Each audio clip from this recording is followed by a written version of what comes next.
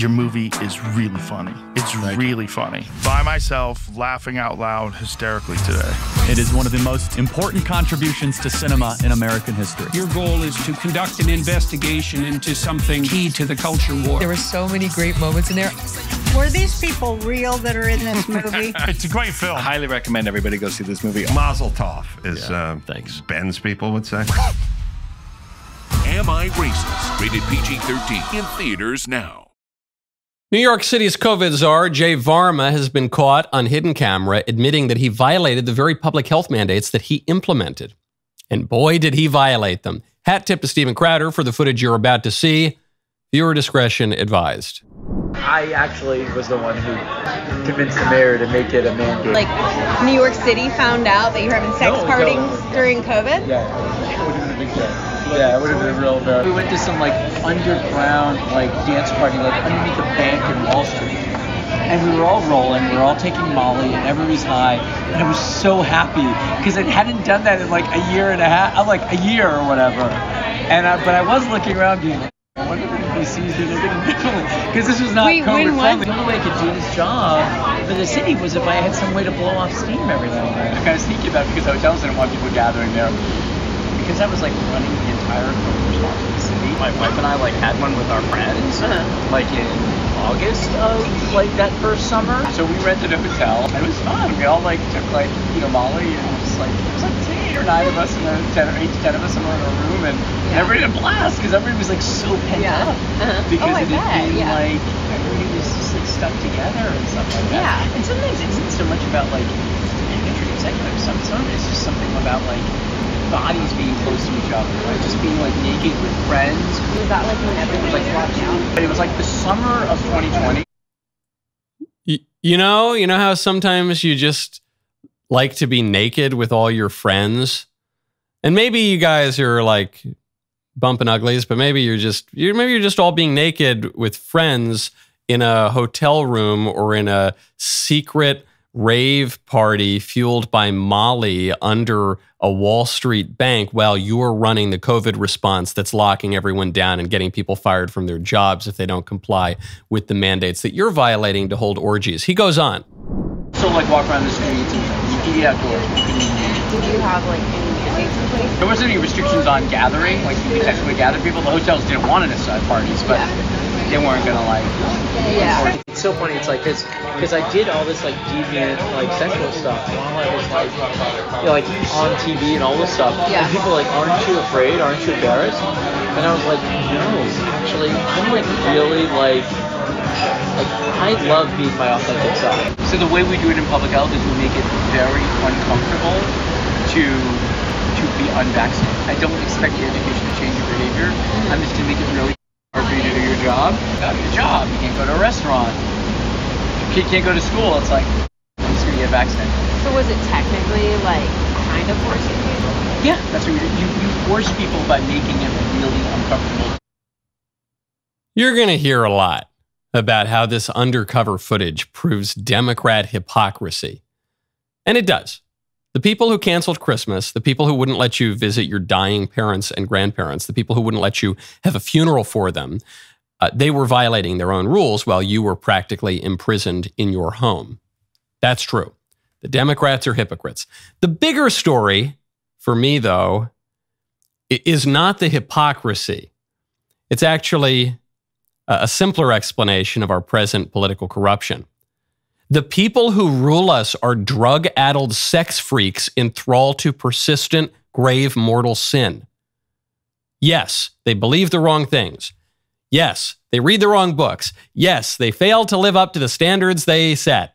And sometimes they intentionally violate those standards and they're hypocrites, sure. But at a more basic level, they're just degenerate. They give free rein to base passions that overwhelm their reason. And so long as they do that, they're going to act like freaks, and they're going to impose their freakishness on all of us. I'm Michael Knowles. This is The Michael Knowles Show.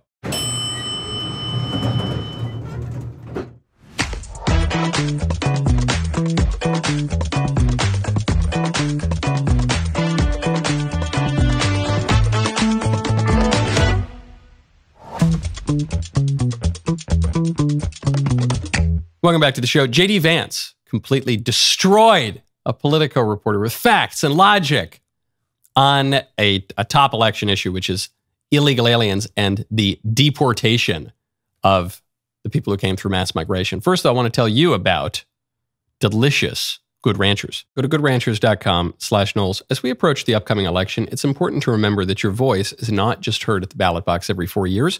You cast a vote every single day with your dollar. That is why I trust Good Ranchers. Good Ranchers sources all their meat exclusively from American farms, so you get 100% American meat.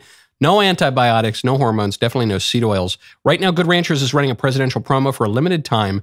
Get a free add-on for 4 years. Plus, you can shop my custom box, the Knowles Good Ranchers custom box, to get my favorite cuts. You go to goodranchers.com/Knowles. The deal is absolutely insane. You'll get an additional $25 off your first box. You'll get free express shipping. You'll get this presidential promo worth $1,200. But really beyond all of that, you'll just get the best meat you're going to get.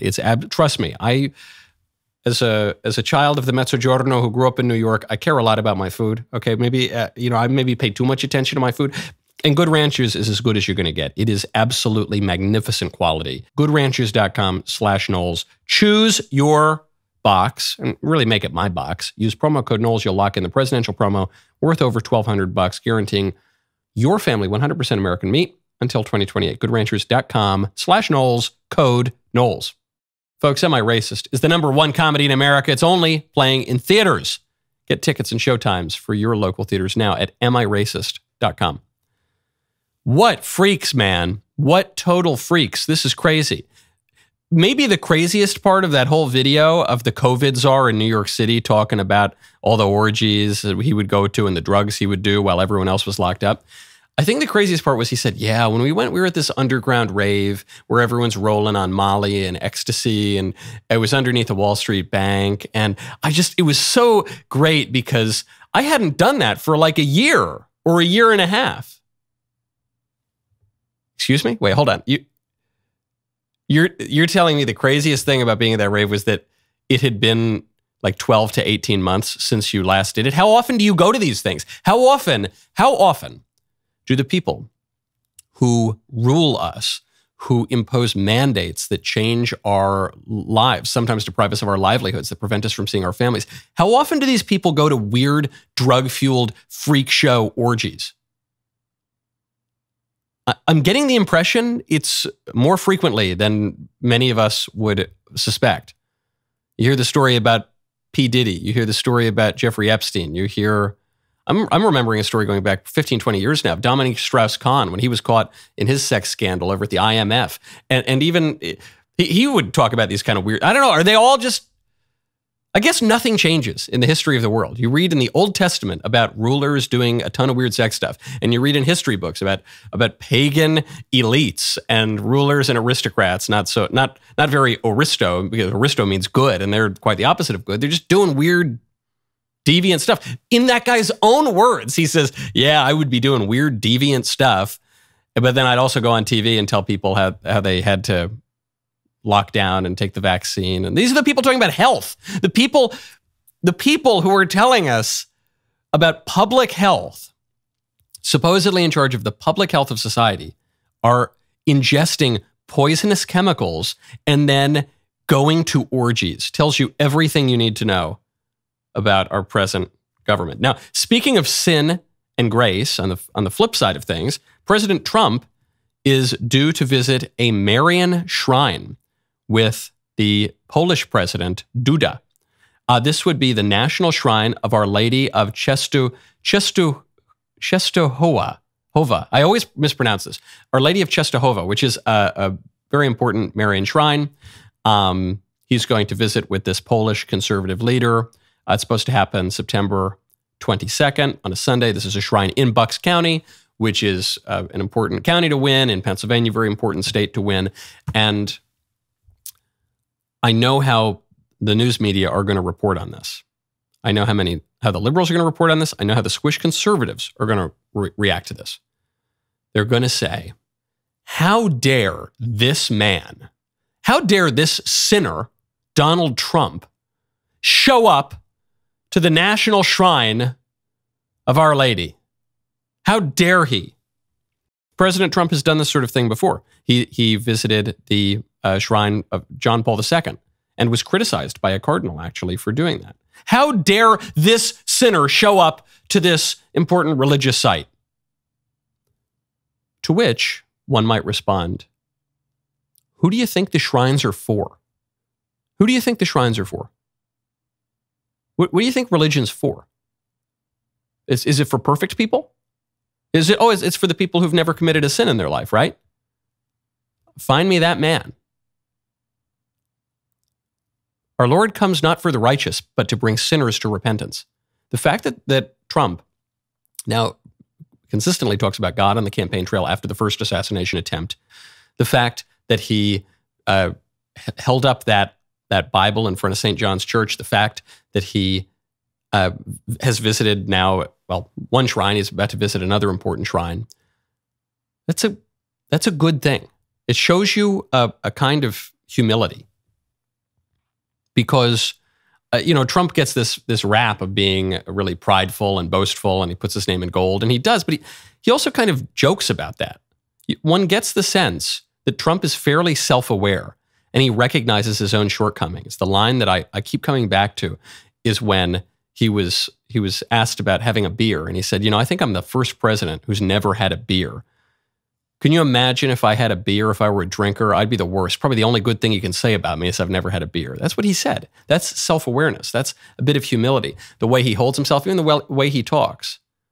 He's not pretending to be Pericles, okay? He's not even pretending to be Ronald Reagan. Ronald Reagan, that movie star, everything was good-looking, scripted perfectly, extraordinarily eloquent speaker, and very involved in the conservative movement, Ronald Reagan. Trump isn't that guy. And he doesn't pretend to be that guy. He says, look, I know a handful of things. I know how to fix things. I know how to make things a little bit better. I'm a kind of a practical guy. I talk like a practical guy. He talks like a New Yorker who builds things. He says, that's me. Okay, take it or leave it. I'm going to try to help fix the country. And I'm going to do my best, and I've got my flaws, and I'm going to show up to some religious sites sometimes too, because I'm not a perfect guy. That's beautiful.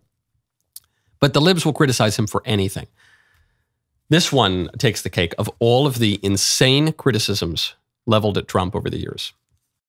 This one's top of the list. This is from The Atlantic, a once rather prestigious liberal magazine. Trump is no Gerald Ford. No other president has used an assassination attempt to inflame American politics the way Donald Trump does. This is by Tom Nichols, some lib. They're criticizing him for almost being assassinated and then talking about it. Because Gerald Ford, there was a period of time, rather short period of time, I think it was something like 18 days, in which two people tried to kill Ford, and it didn't work, and then he wore a bulletproof overcoat for the rest of his presidency in public. And Ford didn't talk about it quite so much. And Trump has talked about how he very nearly had the back of his skull blown off, only a slight 20-degree turn of his head at the last minute, last second, prevented him from bleeding out on a stage in Pennsylvania. And then the second time they found a muzzle going through his golf course. And he's mentioned that there have been multiple assassination attempts, and he shouldn't talk about that. Trump is no Gerald Ford. He's no Gerald Ford. The other way he's not Gerald Ford is that the libs didn't call Gerald Ford an existential threat to democracy in the second coming of Hitler. The libs didn't justify and encourage the assassination attempts on Gerald Ford. The libs are tone policing the near murder of Trump, the twice near murder of Trump. He really shouldn't talk about it like that, He should really use different words to describe how his head was almost blown off after we, the libs, have called him an existential threat to our country for 10 years. I'm done with that. I'm done with these kinds of criticisms. And you know what you can be? You can be done with debt. Go to donewithdebt.com. You did not vote for this recession, but you pay for it at the pump, at the grocery store, and with that growing stack of unpaid bills. If you are one of millions of Americans being crushed with financial stress right now, the solution is donewithdebt.com. Unlike some of the other guys, Done with Debt has created new aggressive strategies designed to get you out of debt permanently without bankruptcy or loans. Done with Debt stands between you and bill collectors. They negotiate with your creditors to write off balances, cut interest, and stop penalties. They have a plan to put more money in your pocket month one and every month until your debt is gone. Best news is that with Done with Debt, you can apply. You can be a new client right now, but you need to hurry because some of their debt strategies are time sensitive. You do not want to miss out. Let Done with Debt hit the debt reset button for you and make your money yours again. Time is sensitive. You need to visit donewithdebt.com or call 1-888-322-1054 right now. Chat with one of their debt relief strategists for free. Go to donewithdebt.com. That is donewithdebt.com. The libs are still trying to kill Trump, by the way. There's a Rassmussen poll that's come out. Roughly 3 in 10 Democrats say America would be better off had Trump been assassinated. This is the way the question was asked. I don't want there to be any ambiguity. While it is always difficult to wish ill of another human being, would America be better off if Donald Trump had been killed last weekend? 69% of respondents said no. 14% said they weren't sure. 17% of respondents said it would have been better for Trump to have been slaughtered on the green. 28% of Democrats answered yes. Only 47% of Democrat respondents indicated that America would not benefit from Trump being murdered, and 25% said they weren't sure. So the Democrats are going to try to say that they have no culpability whatsoever for the attempted assassinations of Trump. Don't let them forget these numbers. This is ammo for the water cooler, okay, when the libs try to gaslight us on this. Biden launched his presidential campaign on the existential threat that Trump poses to democracy and how he hangs around with Nazis. That was the first campaign ad in 2020. Kamala has kept up that line of attack, including after the first assassination attempt, including after the second assassination attempt, and 3 in 10 Democrats today wish Trump had been assassinated. So don't tell me they have nothing to do with this. I said it in a speech at YAF that ended up getting some play in the media, but I was totally right, so I'll say it again. Political violence today is an exclusively left-wing problem in America. It is being pushed by the left from the lowest level all the way up to the highest level, from the Antifa anarchists who threw an explosive at the building when I was about to go on stage at the University of Pittsburgh, all the way up to the President of the United States, who has justified these assassination attempts, all the way up to Kamala Harris, the Vice President who's currently the nominee, who bailed violent rioters out of jail when they burned down Minneapolis during the George Floyd riots. These people promote political violence, and it's not right-wingers and it's not centrists and independents. It's the left that's doing it. In every single case. That's how it goes. Not good, but you're not going to solve political problems if you don't acknowledge political problems. Now, speaking of rabid Democrats, J.D. Vance was asked a question on the campaign trail by a Politico reporter.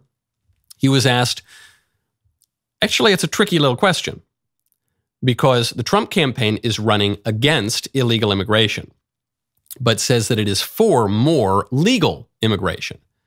But the Trump campaign is also running against the 300,000 Haitian migrants who were imported into the country by Biden and Harris, some of whom have been reported to be doing all sorts of weird things with animals that they should not be doing.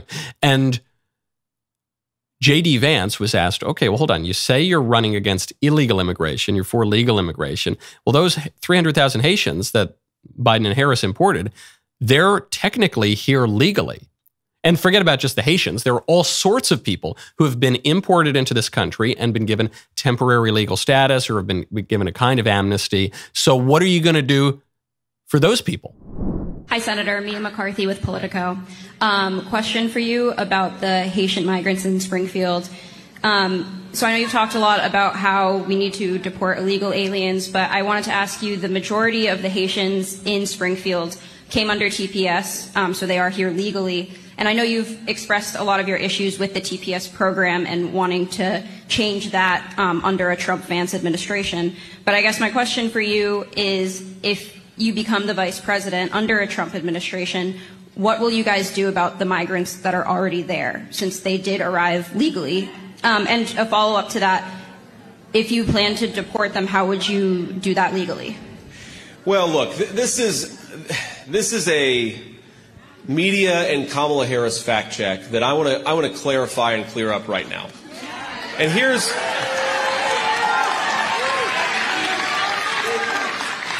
now, the media loves to say that the Haitian migrants, hundreds of thousands of them, by the way, 20,000 in Springfield, but hundreds of thousands of them all across our country, they are here legally.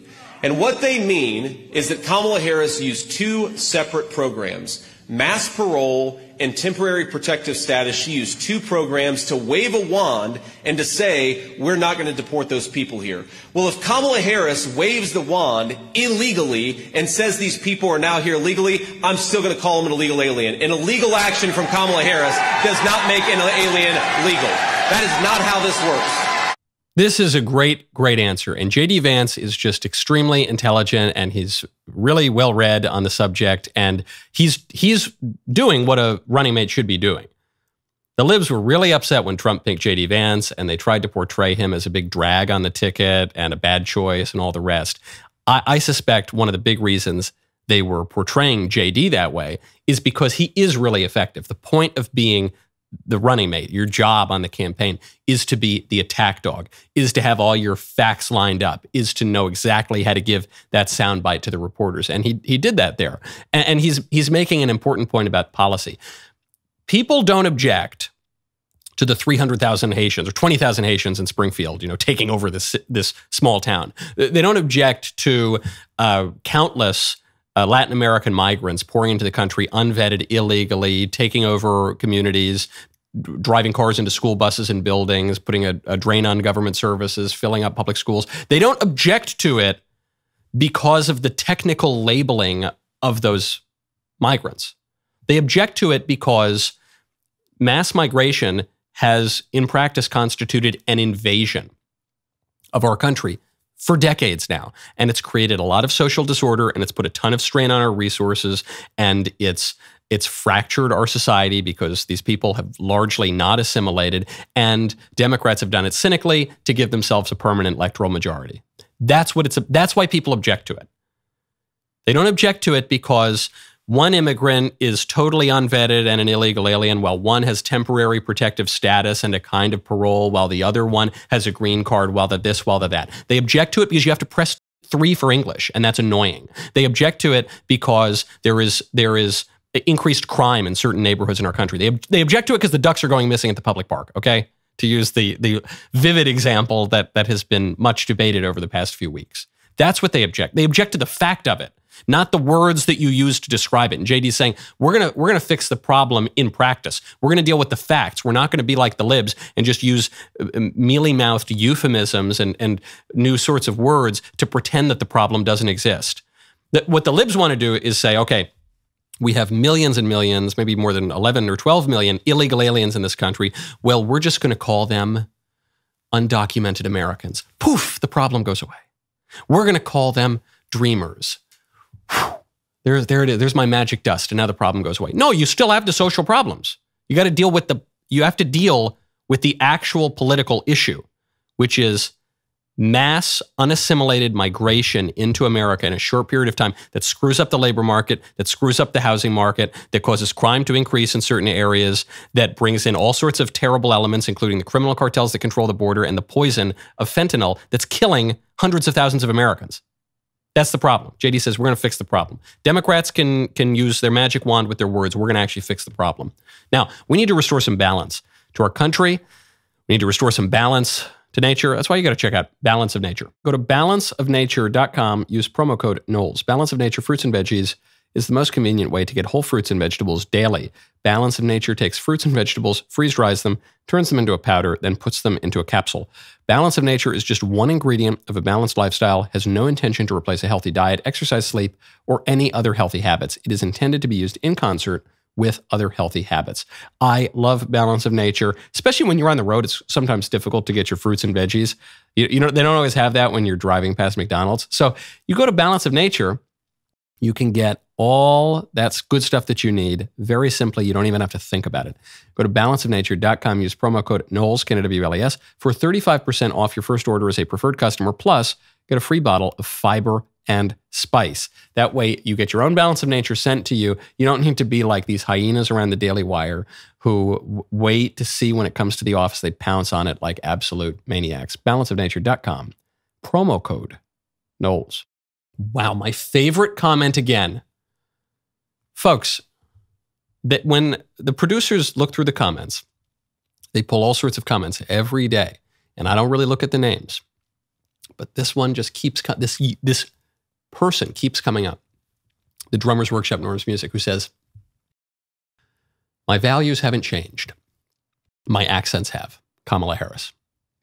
Sure, I'll say that again. My values haven't changed. My accents have, mommy, I love you too. Ay, ay, ay. That's the latest one. Kamala Harris. Now, speaking of Latin American countries, actually, Cuba, communist Cuba, has just done something terrible. Cuba has sentenced a man to prison, 2.5 years in prison, for sharing memes. Wow.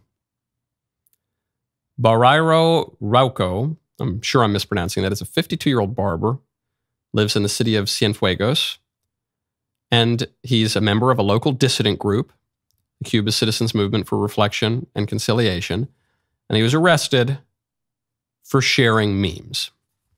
This is what you get in a communist, totalitarian, enslaved country where people don't really have freedom or political rights. Also, that's what happens in America, because we do the same thing. We've done the exact same thing. You might recall the name Douglas Mackey. He had this edgy Twitter account called Ricky Vaughn, based on the movie Major League. He was arrested, then convicted, and then imprisoned for sharing memes. This all happened in March of 2023, was when he was found guilty. He faced up to a decade in jail. Happily, he was only sentenced to 7 months in jail. So that's one difference between us and communist Cuba. In America, you could be sentenced actually to much more jail time than the Cuban Communist Party sentences its dissidents to. But maybe you'll get a little bit less jail time. So instead of 2.5 years, maybe it'll be 7 months. Okay, better part of a year for the same supposed crime. Douglas Mackey posted some funny memes. One of the memes was, don't skip the line, vote from home. You know, if you're a Democrat, text your vote, or something like that. This is an old joke. I'd work on campaigns when I was a youth back in my teenage years and in my 20s. And you'd be standing around talking to voters, passing out palm cards. And sometimes they'd say, hey, when's the election? And the joke was, well, are you a Democrat or a Republican? If you're a Republican, the election's on Tuesday. But if you're a Democrat, the election's not till Wednesday. Ha, ha, ha. And it's a very old political campaign joke. So this guy, Douglas Mackey, posts a meme basically about that joke. It's just a new high-tech version of that joke. He goes to jail for 7 months. I'm not saying we're the same as Cuba. For one, it's hard to grow tobacco that's as good in America, though Connecticut shade tobacco is very good. So is Pennsylvania broadleaf, but I digress. But our government is acting increasingly in a way that is similar to totalitarian, oppressive, actually communist regimes elsewhere in the world. That should alarm us. That should give us a little bit of pause. Now, speaking of internet culture, sort of a sad story from University of Michigan Health. 1 in 5 parents says that his or her kids don't have any friends. This is a poll of over 1,000 parents with kids between 6 and 12 years old. They say 20% of kids potentially feel lonely or isolated during crucial years of social development. Why is this? 1 in 5 parents, of the 1 in 5, 1 in 5 of them say it's shyness or social awkwardness that's the main obstacle for their kid. An additional 15% said it's because other kids are jerks. It's unkind behavior from other children. And then less than 10% say it's a medical condition or disability. So it's not, they're not saying, well, my kid's being made fun of because he's in a wheelchair or something, or because he has autism or something like that. It's not that. That's the lowest ranking problem according to these parents. It's that the kids are shy and socially awkward. And this is the key. And it's a problem. Some kids go through tough times when they're kids. That's part of growing up. However, some go through tougher times than others, and certain social circumstances can be better or worse. When I was a kid, homeschooling was unusual. Homeschooling was unusual. Most kids went to public school, or maybe if they were rich kids, they went to a private school. But they didn't really homeschool because there was this fear that the kids who were homeschooled would not develop social skills. They wouldn't know how to interact with people. They'd be shy and awkward and weird, and they wouldn't be able to get along with other people. They wouldn't be socialized into the normal culture. Today, it's exactly the opposite. Today, if you are socialized into the normal culture that you see in public school and in the mainstream, you are much more likely to be weird and shy and awkward and anxious and depressed and think that you're the opposite sex or anything in between. Today, if you want to be normal, that is to say, well-adjusted and basically grounded in reality, you have to avoid being socialized into the mainstream culture. Anecdotally, we see this to be true. Ever since COVID, especially, homeschooling has really taken off in America. I know so many kids who are homeschooled. I know so many of them. Just around my local parish, I travel around the country. I go to different churches and communities. I meet a lot of people who homeschool their kids. 98.7% of the time, these kids are among the very most normal, mature, well-adjusted kids I've ever met in my whole life. It's the kids who go to the public schools. It's the kids who go even to the mainstream private schools who have all sorts of problems and all sorts of disorders and all sorts of questions about their identity and all sorts of social problems. That is an amazing flip. If you want your kid to be well-adjusted and properly socialized, you actually have to keep them out of the mainstream culture because the mainstream culture is not conducive to their flourishing. Friendship is really important. This is not just a minor problem. Whatever, my kid will make friends later someday. No. Aristotle writes about this at length, that friendship is, basically the highest form of love. And not just any kind of friendship. He has gradations of friendship. There's friendship of utility, where you just there's friendship of pleasure, where you both like playing pinochle or something. Then there's friendship of utility, where you're networking and you help each other out, maybe professionally, and it's still kind of transactional though. And then there's friendship of virtue, friendship of the good.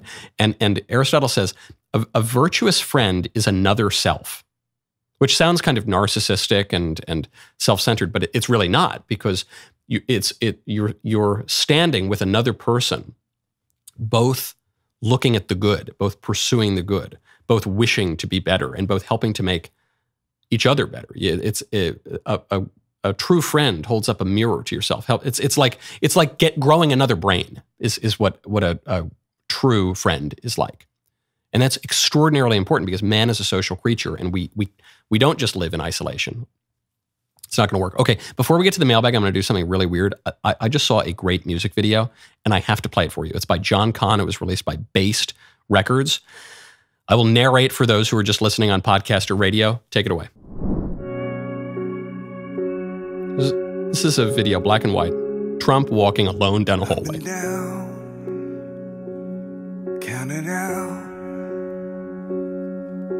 Smiling through the taste of blood in my own mouth. Trump just black and white walking through crowds. And broken bones. Wearing a MAGA hat, smiling in a suit, rain coming down. I ain't in this ring alone. I'm a fighter. No one can say that I'm a running hider. It's him walking by courthouses, picking up that Marine's hat, putting it on his head. Standing supporting different people at the White House. Walking alone out the door of the West Wing. Smiling with the MAGA hat on. And his shirt and jacket. I get back up That's what I do. I didn't soldier on this far just to lose. Kissing an older woman on the head, you know, a little woman who's obviously a supporter of his. I'm a fighter. No one can say that I'm a running hider. Love that lyric. I'm a fighter. No one can say that I'm a running hider.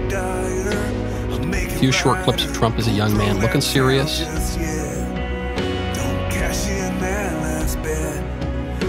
Hugging the American flag.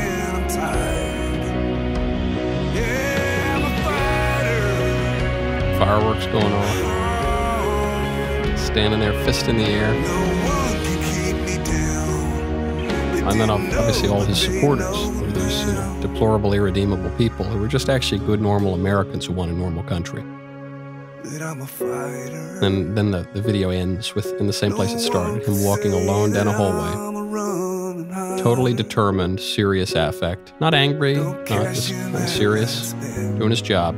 Walks out to take center stage.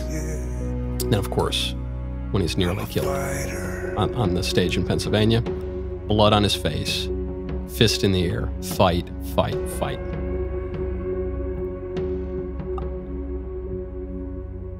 I'm basically immune to political propaganda, to most political propaganda. This one gets you a little bit misty-eyed. It's exactly the right tone. It's exactly the right tone because it rings true. I mentioned earlier in the show that Trump's not Reagan. There are a lot of similarities. They have the same campaign slogan, but he's not Reagan. This is a really good song. I highly recommend you share this with people because it captures the essence of Reagan in the real person of Trump. It captures what they have in common. It's very simple. I'm a fighter. I'm not a run and hider. It's not a complicated song. Trump's not all that complicated a man. The guy's just a fighter, and he doesn't give the speeches that Ronald Reagan gave. And he doesn't have certain attributes that other great leaders have had, George Washington or Abraham Lincoln or whoever. He's Trump. He's Donald Trump. And this is a guy who has extraordinary natural virtues that most other people lack. And he built up his business. And, so there's footage of him all the way back in the 80s or 90s. And this guy, his superpower is, you just can't get him down. You just can't beat him. Any other man, 4 criminal prosecutions, any other man, 1 criminal prosecution, he'd be out of politics. And you just can't get him down. They spy on him. They malign him. They drag him into court over civil cases. They try to criminally prosecute him. They change all the election rules. They shoot him twice. They shoot him once. They try to shoot him a second time. And this guy just gets back up, and it's inspiring. Anything else, you talk about any of Trump's faults. You think Trump doesn't know about his faults? He jokes about his faults. And he shows up to religious shrines, and he speaks in a way that's weirdly humble for a billionaire with his name in gold who was the president of the United States. But that's it. That's what people like about him. You just can't keep him down. And there's something deeply American about that. And there's something deeply inspiring in a time when people have become so cynical and so weak. The number one new comedy in America is Am I Racist? And the only way to see it is in theaters. We've claimed the number 4 spot at the box office, and the movie already has a 98% score on Rotten Tomatoes. The reviews are rolling in from everywhere. Joe Rogan says it's laugh out loud hilarious. American Thinker calls it a brilliant, hysterical expose of the race hustling industry. The Wall Street Journal only needed 1 word to describe the movie: hilarious. Don't miss your chance to see the number 1 new comedy in America. Head to amiracist.com for tickets and showtimes near you now. This mailbag is sponsored by Pure Talk. Go to puretalk.com/Knowles today. Switch to a qualifying plan. Get 1 year free of DailyWire Plus Insider. Take it away. Hey, Michael. As a young Christian, I thought Christian and conservative films were poorly written and generally poorly done. So I went out and got a degree in media and performing arts from a fancy art school. I wanted to advance and improve the field in whatever way I could. For a long time, however, I struggled with the idea that acting was lying in a way. It wasn't until I confessed this struggle to a secular professor in college that I got a great answer. She said that acting wasn't about lying, but rather it was, and should be when well done, all about telling the truth. This hit me as a Christian. Jesus is the ultimate storyteller. He constantly used parables and illustrations. Why do so many Christians and Christian organizations reject and downplay the use of this art form when it could be such an amazing tool to share the ultimate truth of Christ? The Catholic Church uses art in so many unique and beautiful ways. For example, why do both Protestants and Catholics reject this medium pretty much across the board? As you can imagine, I hit a wake-up wall after college, and I'm now not directly using my degree, but I'd really appreciate your thoughts. Thanks. Happily, and I have a little extra insight into this because I was an actor. I have been an actor. I've worked as an actor, and so I'm now a Christian, and I'm now a practicing Christian. I suppose I was a cradle Catholic and then fell away for 10 years, and it reverting to the church has complicated my views on acting because you're absolutely right, or your professor's right, that acting is living truthfully in imaginary circumstances. If you're any good at it, that's what you're doing. There's one TV show where I play a guy who supposedly blew up the Hindenburg. Now, I didn't really blow up the Hindenburg. When I play a football player or whatever, soldier or something, I'm not really those guys, but you're living truthfully within the imaginary circumstances. But that creates problems for the actor in particular, but to a lesser degree for the audience. Fiction creates problems, or it can create problems for the audience. There is a reason why the Church Fathers pretty much universally condemned the theater, in part because the plays that were being presented in the theaters were extraordinarily obscene and in some cases blasphemous. They were mockeries of Christian rights. So that's one historical reason why presumably one could have a wholesome movie or a wholesome play. That would be less damaging. There's another fear, though, when we engage with fiction, which is the fear that Dante writes about in Canto 5 of Inferno, which is that sometimes we can make interpretive errors and we can mistake the fictional lives of the characters for our own lives. That's what the adulterous lover Francesca de Rimini does. She's reading Lancelot and Guinevere, and she misinterprets the text, and she reads it as her own life, and then she has an adulterous affair with her brother-in-law, and it leads to their death, and then they end up in hell. So that's one fear. You can read great works of fiction, or watch a great play or a great movie and understand through the imaginary circumstances truth, but you have to make sure that you can keep a distance between yourself and the play. If you become too lost in it, you lose touch with reality, and that can lead you into sin and error. This risk is all the more pronounced for actors because, especially in modern acting, since Stanislavski and the Moscow Art Theater, which then comes to America through the group theater and people like Lee Strasberg and Stella Adler and Harold Klerman and Sanford Meisner, that new style of acting, which has been around for something like 100 years now, draws heavily on Freud, and it involves not representing something. It's not akin to being a mime. It relies on cultivating an inner life of the character. So if you want to play, a guy who's in love with a woman on screen, you really want to cultivate a kind of love and attraction for that woman, which can compromise you.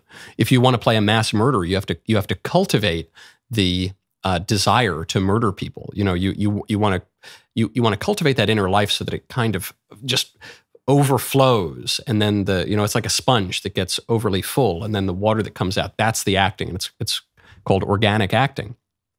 Sometimes it's called method acting, which is a subset of it.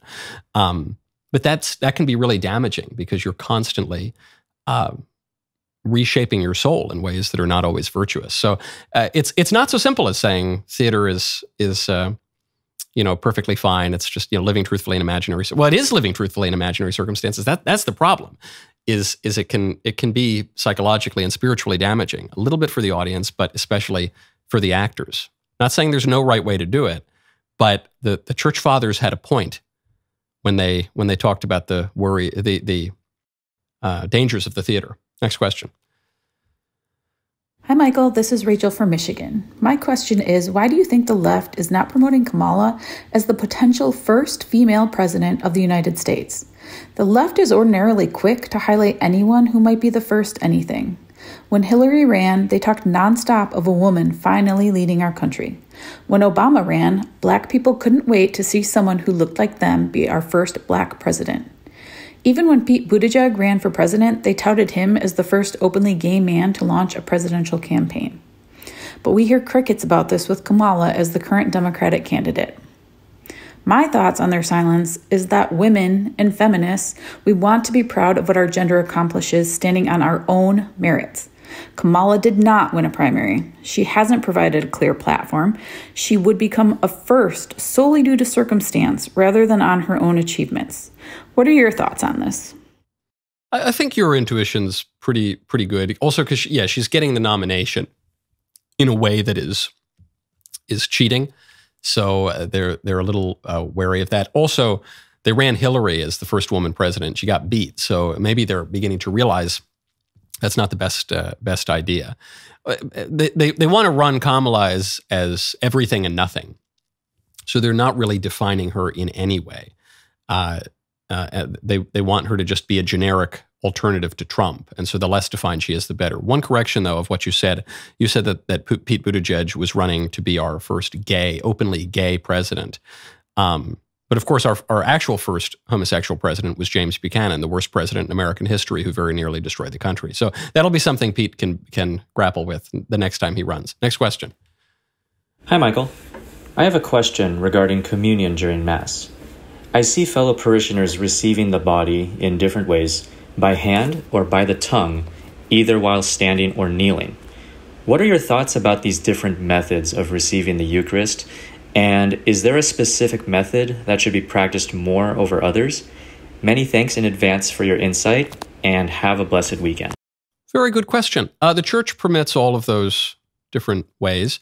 However, I think the traditional way it probably has quite a lot to it, which is to receive the Eucharist on the tongue, not in your hand, on the tongue, while kneeling, because, you're kneeling while you receive our Lord, in the holy sacrifice of the Mass, in the Blessed Sacrament. So that would seem to occasion kneeling. If you're going to kneel before you enter a pew, if you're going to, kneel before an icon or something, you'd want to kneel when receiving the Holy Sacrament. And then the reason to receive on the tongue is that the priest's hands are consecrated, and your hands are not consecrated. Just really practical. It's kind of funny to speak practically about this extraordinary mystery. But, if you receive the Eucharist on the hand and you really believe that this is the body, blood, soul, and divinity of our Lord Jesus Christ, then if there's a crumb or if a piece falls onto the floor or something, even any tiny little crumb or remnant of it, then you're disrespecting our Lord. You're falls on the ground and then you're stepping on it. It's just really hideous to think about. So I would recommend receiving on the tongue while kneeling at an altar rail, preferably. Okay, there's more to get to. There's more voice mailbag. There's more written mailbag. There's Fake Headline Friday. The rest of the show continues now. You don't want to miss it. Use code Knowles at checkout, dailywire.com, for 2 months free on all annual plans.